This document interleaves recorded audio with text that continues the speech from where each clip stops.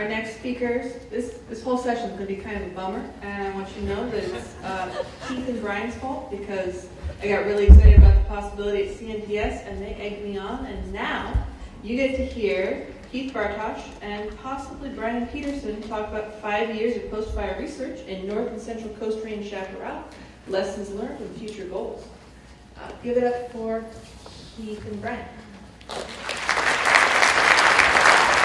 Good afternoon, everyone. Actually, before we get started, I was talking to my grandma this morning, and I told her that I was going to be speaking in front of like a couple hundred people, and she didn't believe me.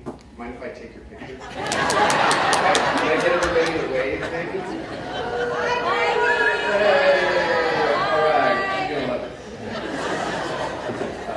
Okay, so yeah, we're here to talk about fire, the fire session. Thanks for the introduction. And Brian and I are going to be bouncing back and forth a little bit on this talk to keep you guys from falling asleep. So, I happened to talk to Jim Andre yesterday out at the Granite Mountains Research Station, and he likes to quote or develop floristic statistics. And one of the ones that he likes to talk about is that from 1995 to about 2005 or 2015, 6% there's been 6% additions to the California flora. So new species have been added to the flora that was already existing.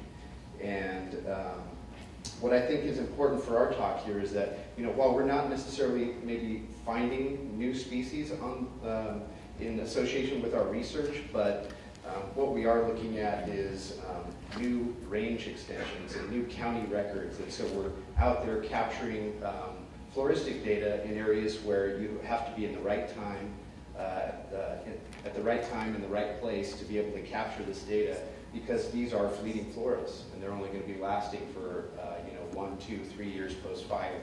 And so you have a narrow window to actually get out and collect data and make some discoveries.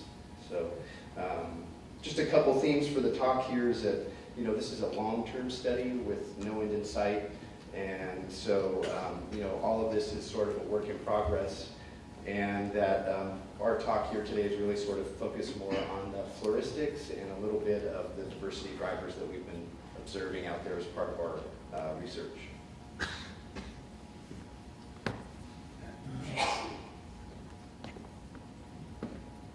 Hello, everybody. So you can see from this map, first I'll say our overarching goal is to fill a data gap, and that's a chaparral in Northern California, the post-fire flora.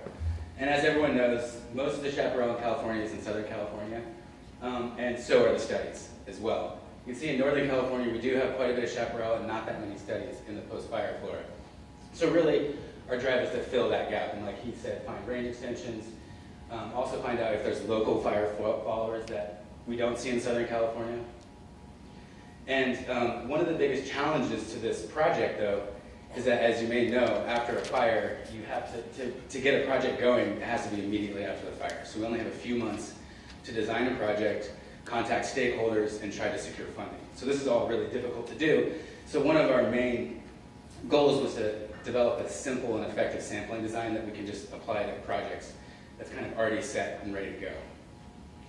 In addition to that, we also wanted to create a database where we took all of the plants in California and attached functional traits and life history traits so that we could look at the data from different angles and try to find plants that might be attached to fire. So our methods are pretty straightforward and basic. We use a 50-meter transect, a belt transect. It's 1 meter by 1 meter quads every third meter. So that's 17 quads per transect, and that's considered a plot. And in those, we collect percent cover data of all the species, and we also collect a quad-level fire severity. And this is really a qualitative thing because we don't really have a lot of time and money to be doing really technical fire severity data collection, but we just do it by eye. And we do it at the quad level because if you've been out in chaparral and it's burnt, you can see that fire severity changes on a pretty small scale, sometimes in the order of 5 meters. So we thought it was really important to kind of collect that data. And we also are using spatial attributes. So like we can use GIS afterwards to attach to our plots and get slope, aspect, soil types, different veg types if it's been veg mapped and stuff like that. And it also, we do like random sampling. We try to stratify it by vegetation type and soil types using GIS. And basically, we just have to do a quick mapping effort of the chaparral and the fire, and then do some random sampling in that. And to date, we have over 5,000 quads of data. So as far as fire severity goes, like I said, it's a qualitative measure. So you can see over in the far right hand here, that would be considered low severity to our minds. We got like tertiary branches. And so it's basically, it really depends on the size of branch that's left after the fire, the chamise. And in the middle here we have a kind of what we consider a medium severity, though that's kind of approaching a higher severity, but we'd still call that medium. And then over here we have high severity. And you can't really tell but in this picture, but there's chamise stumps that are completely burnt to the ground. You can see them on the ground and get an idea of how it was distributed. So when we put a quad down, we can say, oh, this is high severity here, and then whatever species are there, we know there might have a relationship, or there might be a correlation. And one reason we think this is important is you can see from this picture that there's a lot of spatial heterogeneity when it comes to the way fires burn in chaparral, and it can be on a fairly small scale, like I said before. So you can see in this foreground, there's this little open patch. You can't tell from here, but there's little burnt chaparral stumps to the bottom there. And so we're correlating that, saying that it probably burnt a little hotter there and might have had different effects on the soil and the soil seed bank. And so as far as the database goes and the way we organize these and categorize the different species, obviously we're doing a flora study, so we want to get all the taxa. But also we want to organize them into functional traits, groups, and life history traits and stuff like that to understand the diversity dynamics and the ecology of the system. So the fire followers and native disturbed categories, that was like a data mining effort where we searched the flora for every taxa that had a description that said fire in it. We pulled those out, and then every description that had the word disturbed and was a native, we pulled those out. And we put them in our database, and so they kind of flag species and get us started to see if there's any species that are associated with fire. Eventually, as we have more time, which maybe never, I'm not sure, but we want to organize these species into more like functional and with more ecological information, like these categories that Keeley uses, like native post-fire endemics, native post-fire specialists and opportunities, and that has a little more ecological information attached to those categories. And then we also have them separated into geophytes, shrubs, nitrogen fixers, rare plants, basically anything we can think of that would be interesting. And it'd be fun to add dispersal mechanisms and stuff to these things as well, so that we can look at the data from many different angles.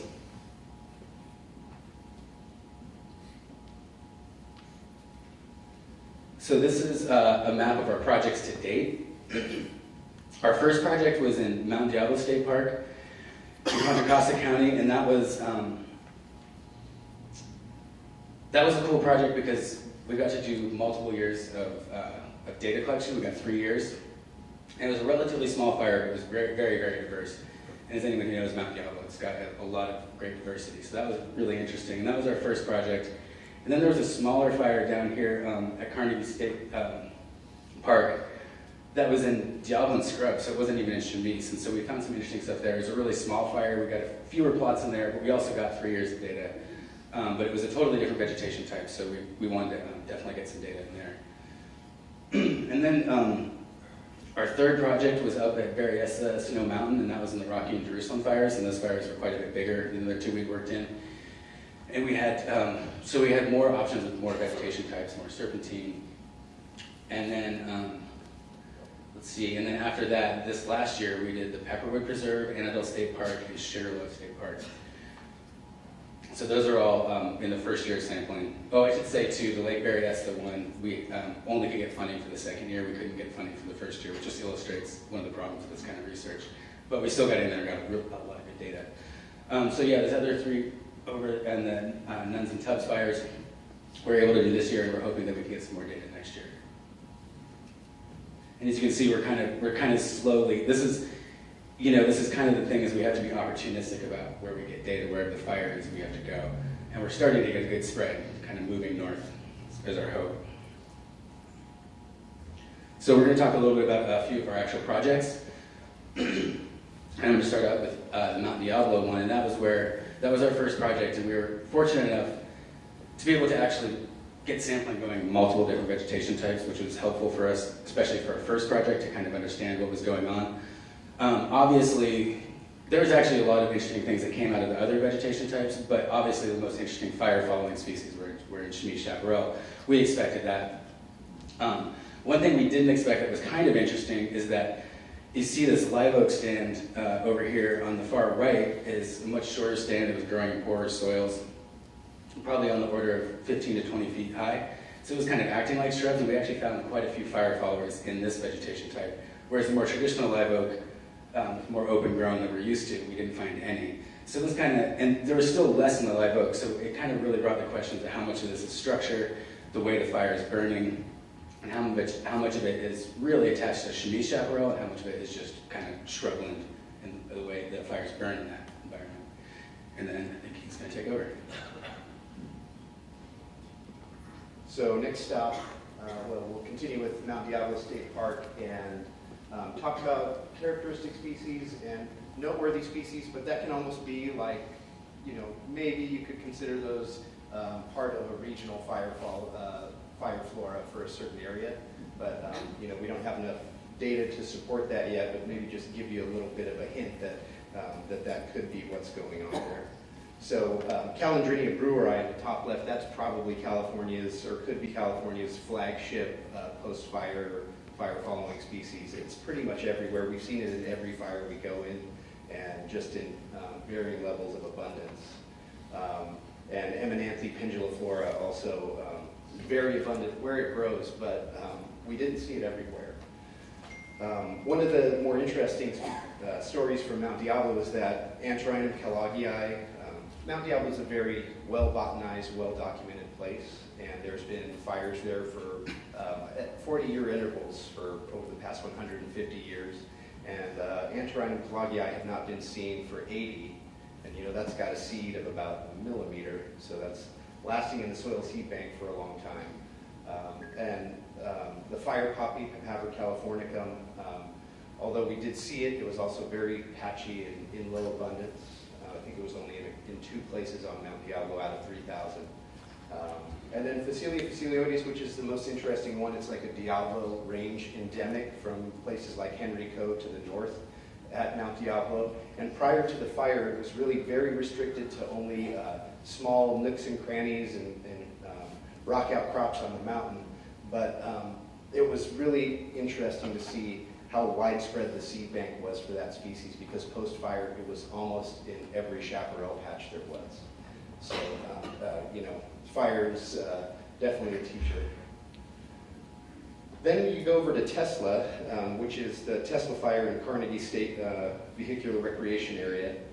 And the interesting thing there is that Brian mentioned we were working in Diablo and sage scrub, and that's on the interior part of the South Coast Range. And so it's very arid, and in part of the rain shadow of the Coast Range is there. And the most prevalent fire-adapted species that we saw was Malacothamus vermontii. And you can see there year 1, 2, and 3 how it was just so abundant and took over the landscape. And so, we don't plan on sampling there anymore into the future, but it would be neat to go back in a decade and see how that type conversion presumably goes back to Artemisia californica. Then some other characteristic species, Nolanthus texanus, it's not noted as a fire follower in the E-flora or as it's described in the treatment, but it's, I think pretty obviously a fire follower, and it doesn't grow very abundantly, but you'll see it. We've seen it in almost every fire.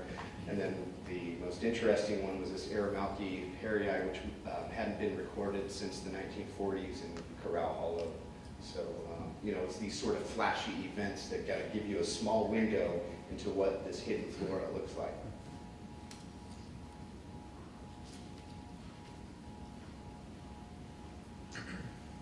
Right. Then Going up to Berryessa Snow Mountain, some of the drivers there that we're looking at is we had an opportunity to sample serpentine and non-serpentine. And what we found was that there were more traditional fire followers that were on the non-serpentine chemise chaparral. And that could be due to veg type, because the serpentine chaparral that we were looking at had a lot of leather oak in it, had a lot of McNabb cypress and different manzanita species. But it also could be a function of how traditional chemise chaparral carries fire versus these other veg types on serpentine. And so we, expect that serpentine communities carry fire in a more patchy way. And what we found was, based on our quad data, that there was far less high severity patchiness in the serpentine chaparral than there was in the non-serpentine chaparral. So, maybe it's that fire severity is what's really causing these fire followers to erupt from the soil.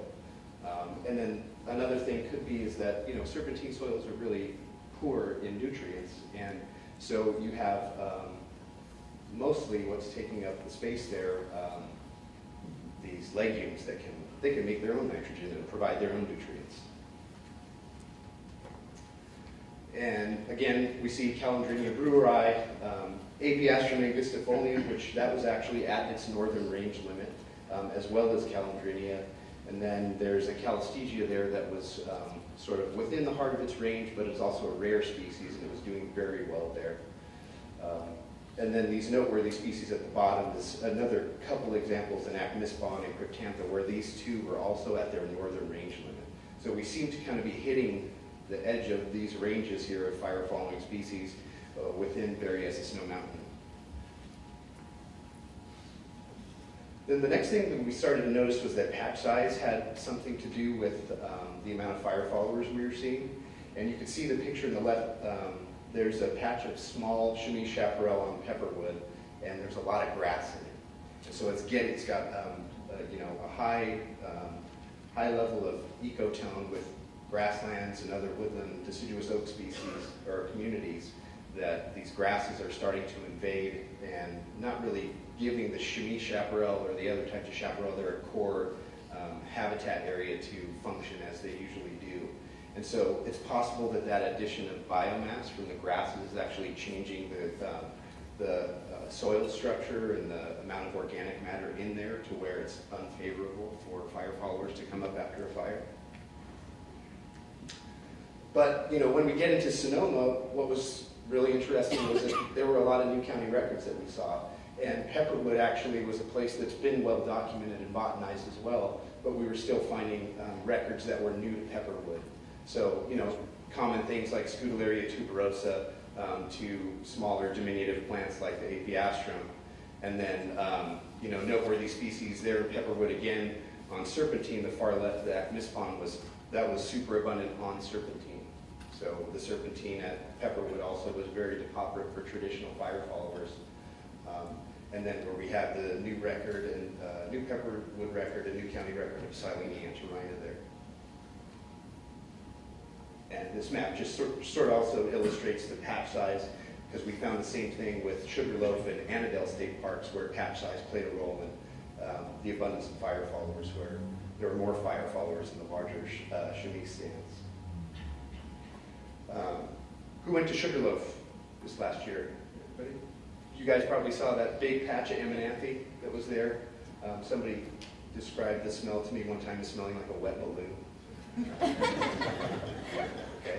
But we see some of the other interesting things. There's a fire-following festuca that was there. But one of the most interesting things was the Silene, which when I first encountered that plant, it was 2009 after the Basin Complex fire, and it was a native, fire-following native. Between then and now, it was considered to be an international disjunct and treated as non-native and given the name Silene coniflora. And that is what is in the Jepson e-flora now. And just think about that for a second, a non-native fire follower. Like, how does that actually happen? Well, there's been some more recent research that says that is actually a separate entity, not related to Asian southern Asian species and should be put back into Silene multinervia, which is the native species.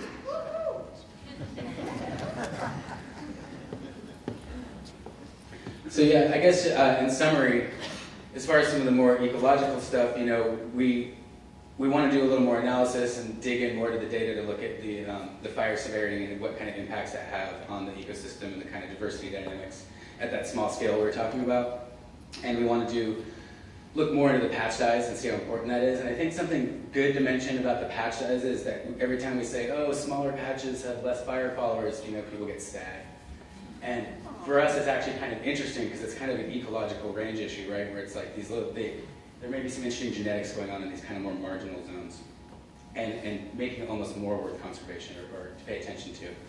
And then also with the serpentine and having less fire followers, you know, we haven't had a lot of opportunity, just because of what's burning, what we've been able to get into, to sample on dense chamise serpentine, so that we then can compare non-serpentine chamise. So we really are looking forward to being able to do that in the future and get into that better and find out if the less fire followers is substrate driven or vegetation type driven. And then also another thing that we're always trying to really get people into is that we really want to try to capture the first 3 years because the flora changes so fast from year to year. So we can get a lot better information doing 3 years instead of 1. And we can also, the way we do these 3-year plots is we do permanent plots. So it's the same plot every year, really showing us how these things are changing.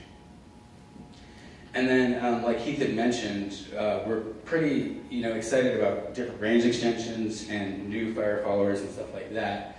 And as far as the future goes, in 2019 we had the Mendocino complex, which was enormous, just north of our most northern project. And as Heath was also saying, there was 5 or 6 fire-following species where that was their northern limit and their northern range. So we're kind of like at that range edge, and so it could be really interesting to see what's going on just a little further north. I mean, I suspect some of the species would be found up there that just haven't been documented in the past, but it would be really nice to know. And it would also be nice to know if there's anything up there that is not further south. Anything more you want to say on that one? So this is everyone that has been partners and people who have helped in the field. And we couldn't have done it without them. It was a lot of work, a lot of data collection, a lot of steep hills, and a lot of ash in our lungs. And we also wanted to point out in one of our pictures, you can see in the bottom corner there, that the swag is used to keep coming. And I think that's it.